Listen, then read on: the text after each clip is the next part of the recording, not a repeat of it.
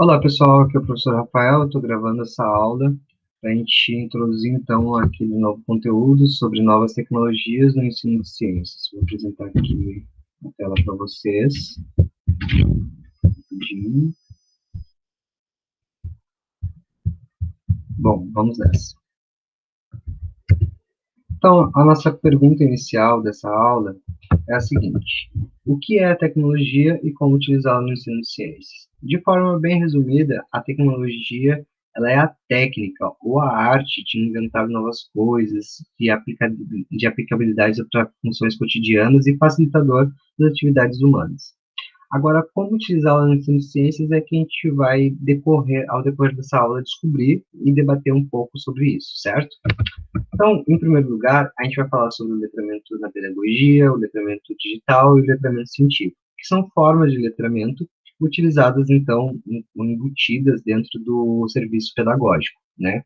Então, o letramento na pedagogia, ele é o mais antigo que a gente tem, que é a função da alfabetização, saber ler, escrever e também contextualizar isso. Por exemplo, quando a gente está falando de letramento, a gente está falando de uma forma que vai além da alfabetização, que é além de saber ler e escrever. O letramento ele compreende a função social da leitura, ou seja, o letramento ele começa a ganhar destaque no EJA, no ensino de jovens e adultos, já que a alfabetização de jovens e adultos não pode ser descontextualizada da função social.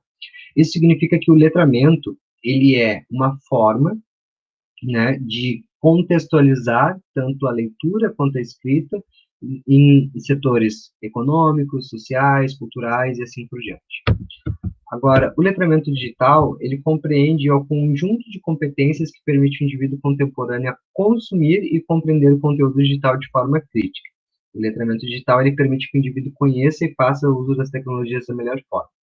Por exemplo, quando eu falo que a maioria da população ela tem acesso a dispositivos móveis e desculpa, a informações muito mais rápido do que antigamente, não quer dizer que eles são letrados, são cidadãos nativos e letrados digitalmente. Quer dizer que eles têm acesso à informação. Quando eu tenho um letramento digital, quer dizer que aquele indivíduo ele consome o conteúdo da internet, mas de forma crítica, onde ele consegue utilizar aquela informação ou aqueles dados para construir um argumento, para defender um argumento um ponto de vista que ele tenha, com base, né, em informações históricas, culturais, científicas e assim por diante, ok? Então, o letramento digital ele permite que o indivíduo conheça e faça uso das tecnologias da melhor forma possível. Enquanto o letramento científico, ele é o conjunto de habilidades e competências necessárias para que o indivíduo compreenda o que é ciência e como ela funciona, além de saber como aplicar os conhecimentos científicos no dia a dia. Por isso, o mais importante do que transferir a informação, a escola deve se preocupar em ensinar o caminho percorrido até alcançar determinado conhecimento, certo? Então, nós temos o letramento pedagógico, que é aquele que ensina a função social, né, a função contextualizada, leitura e escrita, enquanto o letramento digital, ele é a forma mais crítica de obter ou assimilar essas informações, enquanto o letramento científico, ele é o caminho para chegar a determinado conhecimento, certo? De forma, né, contextualizada no dia a dia, setores sociais, econômicos e assim por diante. Bom, quando a gente fala sobre as novas tecnologias no ensino de ciências ou em qualquer outra disciplina, a gente pode falar sobre a tecnicofobia. A tecnicofobia é o medo da tecnologia moderna, rejeição ou resistência ao uso da tecnologia. Então, hoje, nós já temos instrumentos como o e-learning e m-learning que estão inseridos, embutidos na educação à distância, ou na educação remota, ou, enfim, ensino híbrido e assim por diante. E-learning significa aprendizagem eletrônica através de computadores ou programas e assim por diante, enquanto o m-learning ele significa o aprendizagem do móvel, né, através de smartphones, celulares, aplicativos e assim por diante.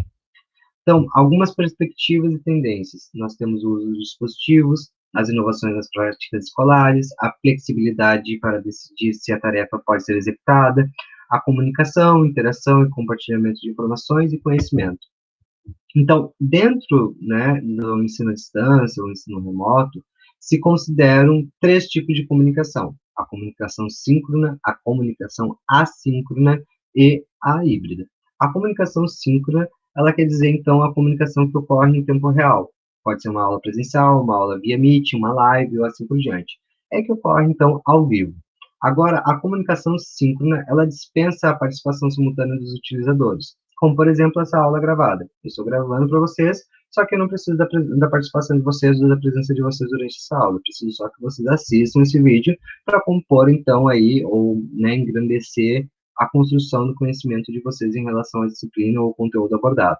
Quando eu estou falando de um tipo de comunicação híbrida, eu estou falando, então, daquele tipo de comunicação que está acontecendo no momento, que é o pessoal do presencial vai lá no presencial, depois tem as atividades para fazer em casa e assim por diante.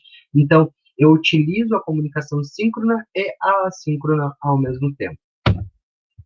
Então, voltando para a parte da tecnocofobia, nós temos aqui uma citação bem interessante de Sócrates, que ele diz o seguinte: se os homens aprenderem a escrever, o esquecimento será implantado em suas almas, pois deixarão de exercitar a memória e passarão a confiar somente no que está escrito. De novo, se os homens aprenderem a escrever, o esquecimento será implantado em suas almas. Vamos pegar só esse trecho.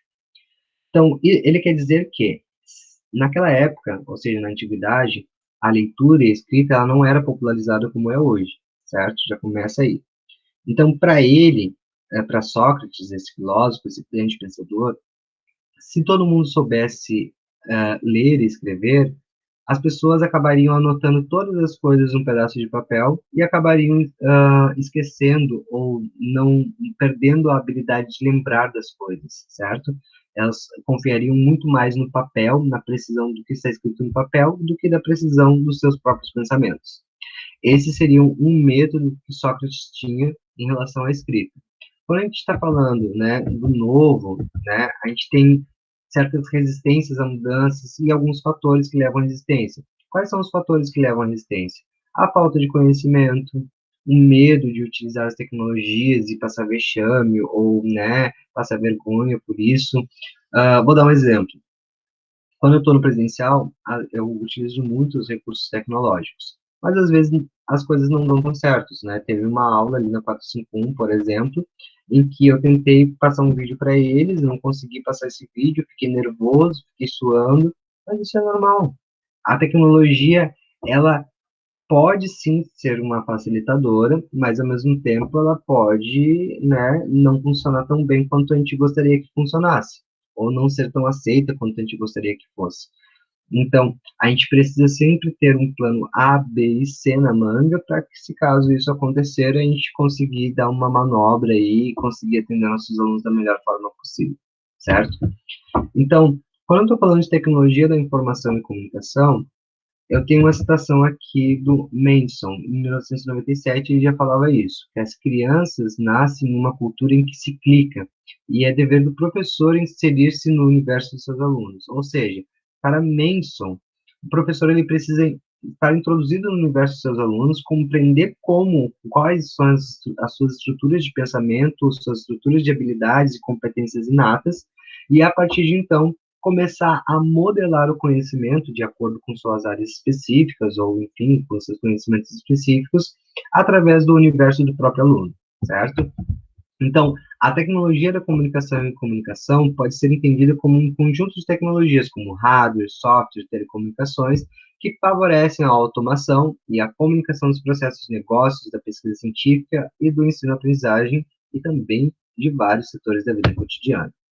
Então, alguns benefícios do uso da tecnologia da informação e comunicação é descentralizar o saber, ou seja, a escola já não é mais a única detentora de todo o saber, o professor também não é mais o único detentor de todo o saber, né? Então, a informação está disponível para todos os tipos de públicos que tiverem internet, obviamente. Então, nós temos aqui divulgar facilidade em divulgar produções, como é o caso da nossa pastinha no Drive, né, que eu divulguei entre vocês os trabalhos de todas as turmas que me entregaram, da 451, 452, 453. A formação de redes de estudo, e esse é o ponto importante, pois profissionais de educação e alunos podem desenvolver trabalhos em conjunto, mesmo em países diferentes, sem a necessidade de sair do seu ambiente físico. Neste ponto aqui, é um ponto mais avançado da utilização das tecnologias, coisa que talvez ainda no Brasil demore um pouco mais a ser popularizado. Então, a ideia central é que as escolas desenvolvam projetos inovadores em que a coleta de informações se dê em diferentes regiões geográficas do nosso planeta.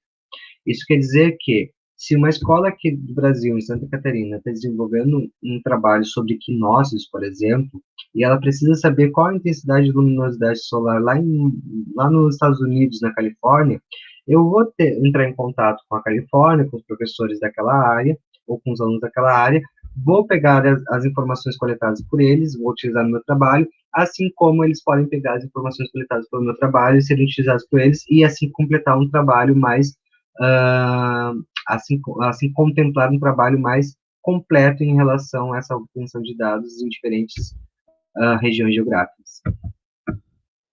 Então, aqui a gente fala então sobre o novo perfil do profissional da educação. Então, na educação, a informática é vista como uma nova e promissora área a ser explorada e com um grande potencial para ajudar as mudanças nos sistemas educacionais. Daí a importância que se reveste a preparação de profissionais no domínio dessas tecnologias, para que se tornem capazes de pensar e de participar ativamente nesse processo de mudança. Então, aqui a gente tem uma imagem de uma senhorinha jogando videogame e construindo ali, né, fazendo seu tricô. É interessante observar essa imagem, porque nós já temos hoje realidade virtual, realidade aumentada, jogos, aplicativos e assim por diante, que estão diretamente associados às habilidades cognitivas ou melhoramento das habilidades cognitivas humanas. E a gente consegue ter acesso aí a essa informação de forma quase que ilimitada. Então, é dever, sim, é uma das habilidades cognitivas inatas, assim como o português, a utilização da tecnologia de forma coerente em suas aulas. Então, o que fazemos com recursos tecnológicos que estão à nossa disposição, né? Nós temos aí o sala de aula, temos o formulário, temos o Linktree, temos o Canva, temos o PowerPoint e assim por diante. O que a gente faz com todos esses recursos tecnológicos à nossa disposição? Bom, aqui eu trago uma frase, um parágrafo para vocês, bem interessante para a gente analisar esse contexto. Fomos preparados para reproduzir o passado, para compartimentar nossos pensamentos e nossas ações e para ter uma compreensão linear e apenas racional dos fatos, concebendo assim a imutabilidade daquilo que conhecemos. O que está destacado entre vermelho é referente ao nosso ensino tradicional, né? O modelo de ensino tradicional que hoje já mudou um pouquinho, né? A gente já tem uma BNCC, o Currículo Básico Territorial Catarinense, que apresenta aí uma nova proposta curricular. Então, hoje, com o avanço tecnológico, não só o conhecimento torna-se dinâmico, mas também a própria noção de espaço e de tempo. Presente, passado e futuro não podem mais ser percebidos como estados estanques. O presente sintetiza o passado e o futuro, e, para viver essa síntese, é preciso fazer-se presente hoje. Então, de novo, eu reforço aqui, os professores contemporâneos, eles precisam pensar fora da caixa, literalmente. Eles precisam realmente ser meio maluquinho em questão de transformações, inovações e ousados na questão de utilização de tecnologias. Então, as tecnologias no dia a dia, né, nós temos aqui o Facebook, nós temos o Google, né, temos os blogs, temos o WhatsApp, então a gente sabe que as tecnologias estão imbricadas nas nossas atividades cotidianas. Então, no futuro não tão distante, a gente vai ter, então, aí videoaulas, seleção de vídeos, ou algo assim do tipo, para pegar, então, fazer com que o conhecimento seja mais efetivo para todas as necessidades que os nossos alunos apresentam hoje, né? Então, por que não utilizar os benefícios da tecnologia para a educação? Alguns exemplos de recursos que podem ser utilizados são o e-mail, a lista de discussão, os blogs, as redes sociais, os programas de mensagem instantânea, como WhatsApp, Telegram, o compartilhamento de vídeos e muito mais. Então, algumas dificuldades encontradas na utilização da tecnologia. Não coloque a educação dentro da tecnologia, mas sim a tecnologia dentro da educação. E lembre-se que a tecnologia é ferramenta. Gente, a tecnologia ela é uma ferramenta facilitadora humana, não é o contrário, tá? Então, foquem nessa frase. Não coloque a educação dentro da tecnologia, mas sim a tecnologia dentro da educação. Então, pode parecer estranho, mas é isso mesmo. Inverta os papéis. Faça com que o aluno passe a utilizar a tecnologia voltada à educação, mas de forma tão natural que ele nem perceba. Essa mudança, afinal, a tecnologia ele já utiliza todo dia. Ou seja, quer dizer que o meu aluno já utiliza o WhatsApp, ele já utiliza o Facebook, já utiliza o Instagram, já utiliza todos esses recursos tecnológicos. Só que agora a minha função é tentar fazer com que ele utilize essa tecnologia voltada para a educação, mas de forma natural, de forma com que ele nem sinta que ele está utilizando, certo? Então, aqui nós temos um exemplo, né, o YouTube, que pode ser utilizado, né, pesquisando vídeos específicos em relação ao conteúdo abordado. Eu trouxe aqui para vocês alguns canais de ciências bem legais, como o Manual do Mundo, o Nerdologia, que eu utilizo bastante nas minhas aulas, o canal do Pilula, do Pirula. Eu tenho aqui o Space Today, o Ciência Todo Dia e o Ciência, que são canais interessantíssimos para vocês explorarem também depois quando vocês forem professores na área de atuação. Nós temos o Anchor, que ele funciona tanto como M-Learning como E-Learning. Ele tem versão de software e dispositivo para aplicativos móveis, né? Então, ele funciona para gravar áudios, né? Fazer podcasts, editar áudios e assim por diante. E, inclusive, pessoal, vocês podem produzir esse conteúdo e criar um podcast para colocar no Spotify, por exemplo, e fazer render monitorização. Então, é uma graninha a mais que vocês podem ganhar e, ao mesmo tempo fazendo o que vocês gostam de fazer, que é ensinar. Então, aqui alguns sites, né, temos como o Educa, que tem alguns cursos em português e tal, é bem legal, né, aqui algumas coisas mais. Temos o LinkedIn, que seria no perfil profissional, é legal manter atualizado, o meu não está, preciso atualizar. É legal manter atualizado, porque daí empresas do Brasil inteiro, do mundo inteiro, podem acessar o seu perfil e ver o que você está fazendo profissionalmente e talvez você consiga ter uma oportunidade de emprego melhor, ou, né, se não estiver precisando, ou se não estiver buscando, apenas reconhecimento no meio profissional e acadêmico. Temos aqui, né, a utilização de blogs, né, eu não utilizo o blog mais, eu já utilizei, o ano passado eu utilizei, hoje eu não estou utilizando tanto, mas é bem interessante também a utilização de blogs, porque daí ficam textos fixos ali, fica bem organizado o conteúdo. O Facebook é interessantíssimo, porque tem várias páginas específicas de ensino de ciências, a gente pode fazer trocas de ideias com os alunos, criar salas virtuais, grupos e assim por diante. Já usei uma vez, hoje não utilizo mais, né? Hoje eu utilizo mais outros tipos de redes,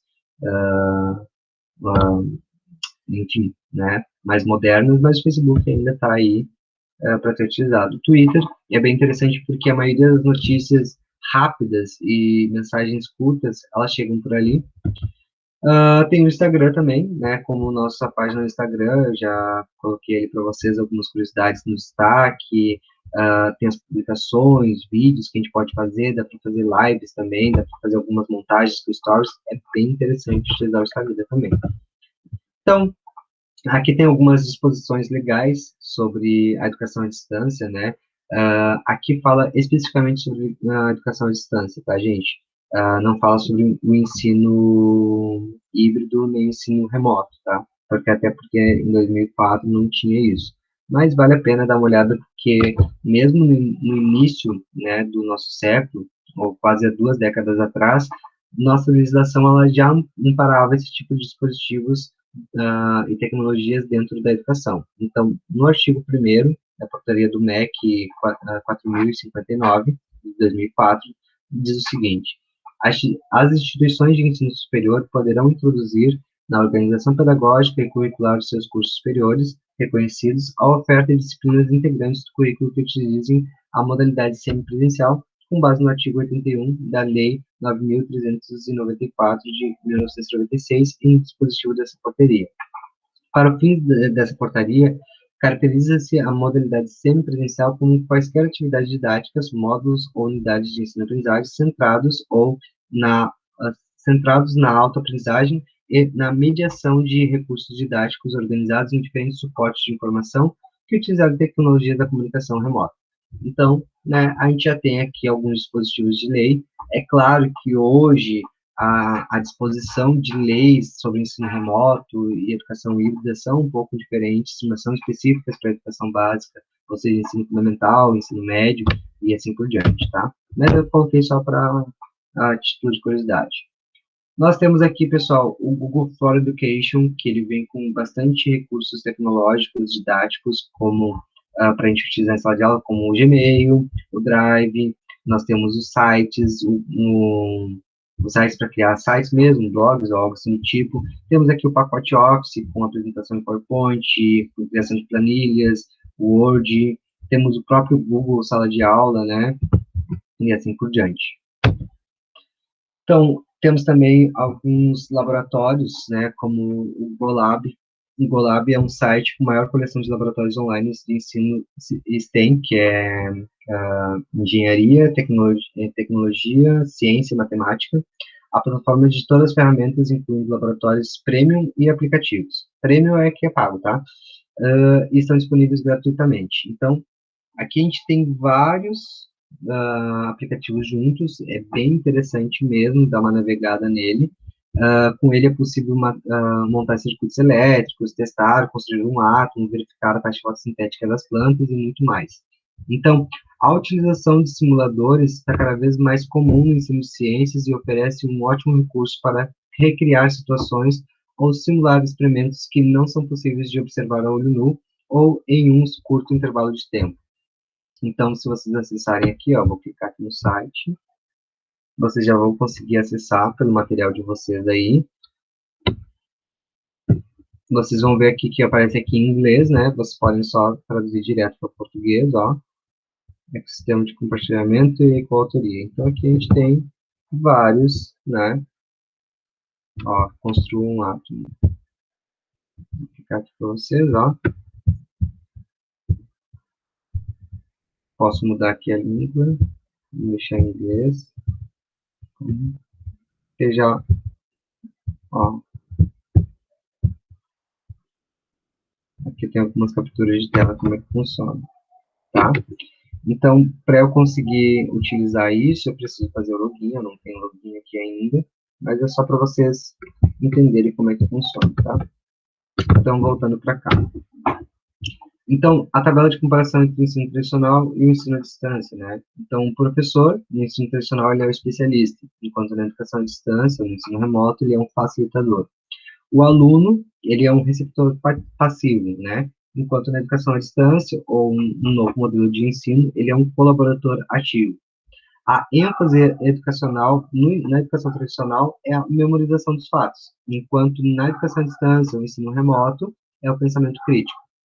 A avaliação é o conteúdo em si, enquanto na educação à distância, o que vale é a interpretação dos conteúdos.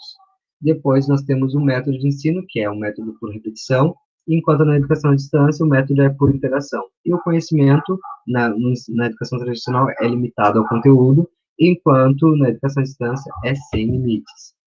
Então, alguns cuidados que a gente deve tomar com a tecnologia, com as tecnologias da informação e comunicação é a escolha de fontes seguras, a segurança dos dados, a facilidade e mobilidade na utilização dos recursos, a aceitação do público-alvo, as normas da língua escrita e a facilidade leva ao comodismo, e o comodismo é extremamente prejudicial para a geração Ctrl+C e Ctrl+V. Quando estou falando Ctrl+C e Ctrl+V, estou falando em copia e cola, tá, gente? Então, tome cuidado no copia e cola. Então, o computador, ele é uma ferramenta e não resolve por si só nenhum problema. Então, a pesquisa da Unicamp, em 2008, com base em dados da SAEB, Sistema de Avaliação da Educação Básica, os alunos que usam o computador para a realização de tarefas escolares tiveram pior desempenho, né? Então, essa pesquisa mostra que esses alunos que utilizavam o computador tiveram pior desempenho, então 25 pontos a menos em português e 15 pontos a menos em matemática. A utilização de tecnologia sem um preparo adequado do docente e sem um plano de ensino adequado pode trazer consequências desastrosas, como foi o que aconteceu com o ensino remoto ano passado, Então, o ensino remoto, muitos alunos criticaram que não aprenderam quase nada, muitos professores criticaram que não sabiam mexer nas tecnologias ou algo assim do tipo, só que foi um ensino que era de caráter emergencial que a gente precisou fazer devido ao distanciamento social, certo? Então, hoje, a gente já compreende esses efeitos desastrosos, a gente tenta minimizar os danos da melhor forma possível, né? Então, a gente não quer repetir esse erro e a gente precisa, sim, ter uma adequação propícia para este momento que a gente está passando. Então, alguns, né, alguns efeitos negativos a gente pode incluir também aqui, né, que chegou o dia que o Einstein temia. Então, Einstein falava assim o seguinte: temo o dia em que a tecnologia se sobreponha à nossa humanidade. Não terá apenas uma geração de idiotas. Então, né, dei uma olhada aqui nessas imagens, a galera tudo ali como se fossem zumbis no celular, mas a gente sabe que a tecnologia a gente pode sim utilizar para como laboratórios virtuais, que a gente falou antes, a gente pode utilizar aplicativos como esse que eu listei aqui para vocês, né, como eBird, que ele tem a função de identificar e registrar a localização de pássaros. Então, o Starwalk, que permite com que você veja o céu à noite, enfim, mapeia as constelações e assim por diante, tá? Então, é bem interessante dar uma explorada nesses aplicativos, tem no Play Store do Android, e se eu não me engano, alguns desses aplicativos aqui também tem no iOS. Então, temos as redes sociais também, que elas são gratuitas, reduzem distâncias, são intuitivas, modificam códigos, papéis e diluem hierarquias, permitem um trabalho colaborativo e compartido, estão de acordo com o perfil digital dos alunos, permitem a construção de um espaço personalizado de aprendizagem, enriquecem o desenvolvimento de múltiplas competências e inteligências e favorecem a avaliação e autoavaliação processual. Em 2019, nós tínhamos que o Facebook era a rede social mais acessada, né, seguindo ali pelo YouTube, WhatsApp, Facebook Messenger, depois nós temos ali o Instagram. Em 2020, esse cenário muda um pouco, né? Então, a gente sabe que o Instagram hoje é a rede social mais utilizada e ultrapassa, inclusive, ultrapassa ou está na mesma margem que o Facebook. Então, aqui nós temos uma reflexão sobre o filme da Sociedade dos Poetas Mortos, que diz o seguinte: vejam os rostos do passado, a semelhança com os jovens alunos atuais. O mesmo corte de cabelo, os mesmos sonhos, invencíveis como vocês. Tudo é maravilhoso. Acho que foram destinados a fazer coisas grandiosas, como muitos de vocês. Os olhos deles estão cheios de esperança como vocês. Eles esperam ser tarde demais para fazer uma parte do que são capazes. Por que vocês, por que rapazes, esses jovens atualmente estão mortos? Carpe diem, tomem suas vidas extraordinárias. A hora para atrever-se e a hora pode para ter cuidado. Então, é interessante que esse texto traz que, sim, a gente deve se atrever, mas com muitos cuidados, certo? Aqui, então, eu deixo para vocês dois arquivos de leitura, fala sobre o ensino híbrido e também alternativas offline, que fazem parte da nossa aula, tá aqui, ó, só vocês clicarem aqui, vocês vão conseguir acessar, tá? São materiais exclusivamente para leitura, então leiam, faz parte dessa aula. Agora a gente vai falar um pouco sobre a estrutura de pesquisa das avaliações 2 e 3, que elas estão imbricadas com esse conteúdo de forma direta, né? E, enfim, vocês vão entender agora quando eu explicar. Aqui está um recorte do planejamento anual de vocês, certo? Aqui no planejamento anual, a única coisa que a gente já fez desse semestre foi a análise crítica do currículo base teórico catarinense. A gente está na avaliação 2, que consiste numa pesquisa, exploração e manipulação das tecnologias online e offline. Aqui na avaliação 3, ela consiste, então, em uma aula expositiva dialogada e construção de roteiros e mapas conceituais, e a reflexão 3 seria uma avaliação documental e midiática. Na verdade, a avaliação 3 é toda isso aqui, ó, enquanto a avaliação 2 é isso aqui. Tá, desculpem, errei aqui. É a avaliação 3 isso aqui e a avaliação 2 isso aqui. Vamos lá. Então, primeiro, a gente precisa entender como é que funciona o pensamento computacional. O pensamento computacional ele está dividido basicamente em 4 etapas, né? A decomposição de um problema, né? Depois, eu reconheço os padrões que existem nessa decomposição de problemas, faço uma abstração, ou seja, uma maneira mais curta de resolver esse problema, de acordo com, né, com o reconhecimento dos padrões, e, por final, eu crio, então, um algoritmo. Algoritmo, pessoal, é um conjunto de instruções passo a passo do que uma máquina ela deve fazer, uma máquina ou um ser humano deve fazer, ok? Então, alguns processos mentais que estão associados ao pensamento computacional. Temos a coleta de dados, análise de dados, representação de dados, decomposição de problemas, abstração, algoritmo e procedimentos, paralelização e simulação. Então, a coleta de dados compreende o processo de coleta de informações de forma adequada. A análise de dados, ela dá sentido aos dados e encontra padrões e retira conclusões. A representação dos dados, ela representa e organiza os dados em gráficos, tabelas, textos e imagens. Na decomposição dos problemas, eu quebro tarefas em partes gerenciáveis e menores. Na abstração, eu reduzo a complexidade da ideia principal. No algoritmo e procedimentos, eu defino um conjunto de passos ordenados para resolver um problema ou atingir algum fim. Na paralelização, eu organizo os recursos para simultaneamente realizar tarefas para alcançar um objetivo comum. E na simulação, eu represento um modelo em processo. Então, lembrando aqui do método científico, como é que ele funciona, né? Observação, formulação do problema, criação de hipóteses, experimento, análise, conclusão e também aí a nossa divulgação. Lembrando que eu tenho basicamente três tipos de métodos, mas o método científico ele está diretamente atrelado ao método dedutivo hipotético. Nós temos o método dedutivo, que é o método que busca confirmar a hipótese, e temos o método indutivo, que é o método indutivo que busca formar as hipóteses, certo? Bom, agora vamos para a avaliação 2. A avaliação 2 ela deve ser entregue no dia 31 de maio, tá, gente? Então, desenvolver um material didático sobre a perspectiva, novas tecnologias do ensino de ciências. Com isso, deve-se fazer um levantamento dos principais conceitos, ferramentas, aplicativos e plataformas envolvidos em aulas síncronas, assíncronas, online e offline no ensino de ciências. Então, vocês podem escolher aí, de acordo com o que eu passei nessa aula, pesquisar coisas a mais e criar, então, né, como você deve entregar. Pode ser em slides PDF, uma videoaula, um material em Word no formato PDF, com imagens e textos explicativos, tal como vocês construíram aquele material na avaliação 1, certo? Só que agora o foco é um pouco diferente. É sobre as novas tecnologias do ensino de ciências. Inclusive, vocês podem citar conteúdos que vocês podem dar, abordar, enfim, daí é com vocês. Pois os critérios avaliativos são a criatividade e originalidade, utilização de termos técnicos e clareza e objetividade das informações. Isso quer dizer o quê? Para vocês criarem um conteúdo totalmente novo, assim como vocês fizeram na primeira avaliação, né? Então, evitando textos longos, utilizando imagens, utilizando recursos visuais, gráficos e assim por diante. Vocês podem fazer com até 5 integrantes, se for 6, eu devolvo o trabalho e um vai ser eliminado. Então, até 5 integrantes, tá?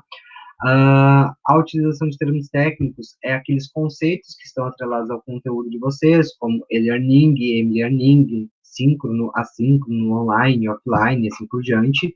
E a clareza e objetividade dessas informações é que não pode ser um material tão extenso assim, e ao mesmo tempo você precisa dar nome aos bois, ou seja, falar o que significa cada termo técnico, ok? Bom, para a recuperação paralela 2, gente, vocês vão ter que ler esses artigos aqui para mim, né? Vocês vão ter que escolher um desses dois artigos e ler. E vocês vão fazer o quê? Vocês vão assistir o vídeo de como fazer um mapa conceitual em 5 passos. Tá aqui o videozinho já, no tempo de exibição do vídeo. Vocês vão escolher entre o artigo 1 e 2 do slide anterior e fazer um mapa mental sobre o conteúdo do artigo escolhido. Ou seja, vocês vão ter que fazer um resumo do artigo, né, como recuperação 2, e fazer esse mapa conceitual para me entregar no máximo até dia 14 de junho, que vai valer como recuperação 2. São artigos que falam sobre o que eu falei na aula de hoje e também falam sobre os conteúdos que vão ser desenvolvidos na avaliação 2, desculpa. E daí, com isso, né, nós temos aí a nossa recuperação paralela 2. Na avaliação 3, gente, vocês vão associar o método dedutivo hipotético à pirâmide de aprendizagem ao desenvolver um plano de aula. Então, vocês vão pegar o plano de aula padrão de vocês, certo? Que vocês já desenvolvem na disciplina de estágio, e vocês vão desenvolver um plano de aula para mim, mas de acordo com essa pirâmide de aprendizagem aqui. Então, tome cuidado, tá? Então, vocês, depois disso, vocês vão desenvolver um algoritmo instrucional para investigações científicas e práticas experimentais no ensino de ciências. Então, aqui tem alguns assuntos de pesquisa, tá? Nesses assuntos de pesquisa, gente, vocês vão ter que colocar no plano de aula de vocês, tá? Então, se for assunto de classificação taxonômica, vocês vão ter que colocar no plano de aula que é sobre classificação taxonômica. Então, classificação taxonômica, moléculas orgânicas e inorgânicas, propriedades da matéria, estações do ano, cadeia alimentar, meio biótico e abiótico, macro e micronutrientes, são esses assuntos que vocês têm que escolher, não é assunto aleatório, é um desses assuntos aqui que vocês vão escolher para fazer a avaliação 3, tá? E a terceira atividade, peraí, a terceira atividade da avaliação 3 é investigar e divulgar homens e mulheres responsáveis pelo desenvolvimento e divulgação da ciência e tecnologia no Brasil e no mundo, considerando os meios físicos e eletrônicos, bem como a linha histórica da popularização científica. Ou seja, assuntos de pesquisa, cientistas brasileiros e internacionais, divulgação científica e projetos científicos feitos por alunos na educação básica, percussores de transformações sociais a nível local, regional, nacional e ou global, para entregar no máximo até dia 21 de junho, gente. Então, aqui, ó, na avaliação 3, são 3 atividades que vocês precisam fazer, pode ser feito de até 6 pessoas, esse aqui é mais, tá, gente? Esse aqui pode ser feito até 6 pessoas juntos, tá? Então, primeiro, vocês precisam montar um plano de aula. Segundo, vocês vão montar uma aula prática, e nessa aula prática vocês vão montar um algoritmo. O que é algoritmo? Um conjunto de instruções, passo a passo, de como o meu aluno vai desenvolver essa aula prática, ok? E o assunto pode ser um desses aqui, é só um deles, tá, gente? Então, classificação taxonômica, moléculas orgânicas e inorgânicas, propriedades da matéria, estações do ano, cadeia alimentar, meio biótico e abiótico ou macro e micronutrientes. Levando em consideração isso aqui, ó, para elaborar o plano de aula, tá, gente? É um plano de aula que não é só para uma aula, é para passar esse conteúdo inteiro. Então, pode levar 2, 3 semanas para passar esse conteúdo inteiro, ok? E daí, no fim dessa avaliação, eu quero que vocês desenvolvam um conteúdo midiático, pode ser vídeo, podcast, uma imagem, ou o que vocês quiserem, para divulgar aí 3, 4 ou 5, né, cientistas brasileiros e internacionais, ou até mesmo alunos, né, que estão envolvidos em projetos científicos da educação básica, que foram percussores de transformações sociais a nível local, regional e ou nacional. Então, para entrega até dia 21 de junho. E a recuperação paralela 3, tá, que é a nossa última avaliação do semestre, ela consiste numa prova objetivo com os conteúdos abordados ao longo desse semestre. E a data de vigência, ou seja, a data que ela estará lá no Google Sala de Aula, é do dia 28 de junho ao dia 9 de julho. Só tem que arrumar aqui, tá? Até o dia 9 de julho. Então, por onde entregar os trabalhos? Por e-mail. Onde estão os materiais? Estão aqui no Linktree. Como ficar por dentro dos recados? Através do nosso grupo no WhatsApp. Como tirar dúvidas? É aqui, né? Pelo WhatsApp no privado. Quem poderá te ajudar? Eu, né? E quer ficar sabendo das inovações científicas, tecnológicas e educacionais? Confere ali no nosso Instagram, que eu estou postando algumas coisinhas ali para você, deixando no destaque, ok? Qualquer coisa, gente, vocês me chamem. Ah, e tem aqui os vídeos recomendados, gente. Esses vídeos recomendados podem ajudar vocês muito no desenvolvimento das tarefas da avaliação 2 e da avaliação 3, ok? Então, um forte abraço a todos e até a próxima. Até mais.